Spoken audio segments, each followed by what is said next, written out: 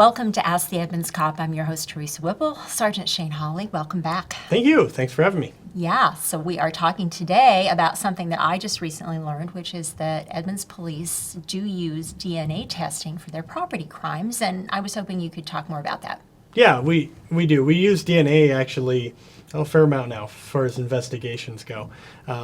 We've used DNA continually for major felony level crimes, sexual assaults, rapes, things of those nature. That's been standard for quite a while. But we have a contract actually with an outside laboratory that does our DNA testing for us. So if your house is broken into, you're a burglary victim, or even on an auto theft, if we recover a stolen vehicle, we will actually try and take DNA from those sources. So actually go in and lift, how does that work exactly? So when we go in to process a crime scene, we're looking for evidence because generally it's a cold crime scene. The suspect has already left, so we need to figure out who this person is. We'll look for fingerprints. That's been standard for a long time. Fingerprints have been around for about 100 years or so. But DNA is a little more recent. So we will look for a couple sources. First thing is called touch DNA. We'll look for any place where the suspect touched, and we'll try and swab that area.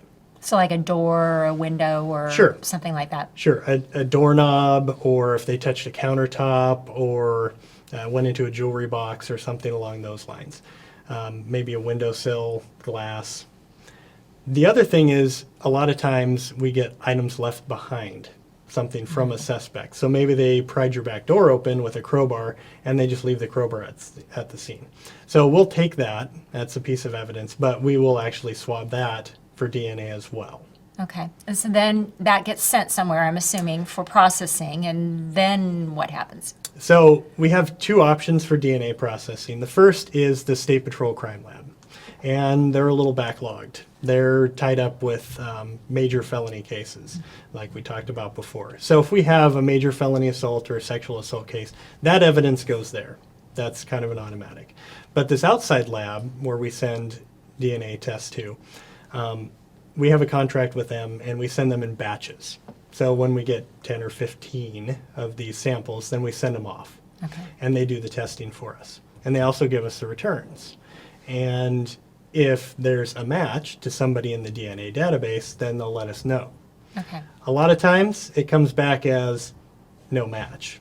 Because would they have to have committed another crime to be in the DNA database? Yeah, unlike fingerprints, which, as we talked about, have been around for a long time, that database is quite large. If you think about, You people, get fingerprinted for lots of things. Yeah, you get fingerprinted for job applications and all sorts of things. So most people have their fingerprints on file. There's not a lot of information in the DNA database at this point in time. It's kind of a new thing, and it's growing, but the odds are they're probably not in the database. Okay. So we get a return that says we now have a profile of somebody. We just don't know who it is.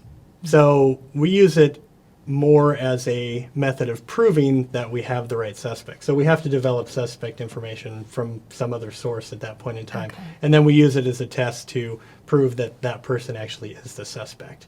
And we have to do that by getting a sample from them.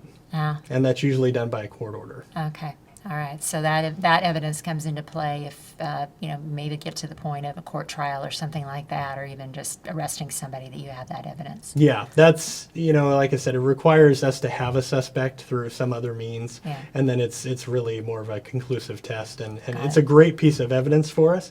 And juries really like that. In fact, they almost expect DNA evidence anymore. But the one thing we really want to kind of get out is it doesn't really work like CSI. It's not quite as seen on TV. Darn it, we all think it's like TV. Yeah, that would be great, but we don't get to just plug in the sample and within about 25 minutes the computer spits out, all of the information and tells you where they're at the moment. It just doesn't really work like that. It can take, months for us to get a result back and really lock it down as to who it is. And then we have to find the person and get that result. What's the takeaway for a homeowner or a vehicle owner on DNA testing in terms of the crime scene itself? Is there something that they should be not doing in terms of touching things to make sure the crime scene is okay when police come in? Yeah, we always like people to leave it as undisturbed as possible.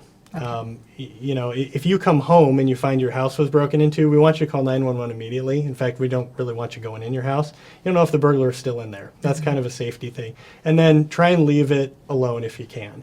And I know that's hard when you walk in and your stuff's all over the place. You feel like, you know, you've been violated at that point in time. But don't start putting everything back together. Leave it for us. And then we'll do a walkthrough. Like I talked about, things might get left behind that weren't yours. And we're going to need your help to determine what's yours and what's not.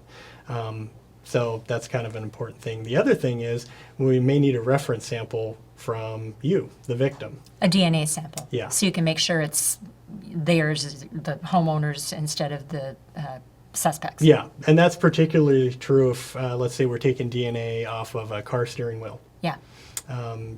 You know, you're obviously going to be touching the car steering wheel all the time because you're driving it. So we need to know, do we have the car owner's DNA or do we have the suspect's DNA that we just took? We'll be back again soon with another episode of Ask the Edmonds Cop.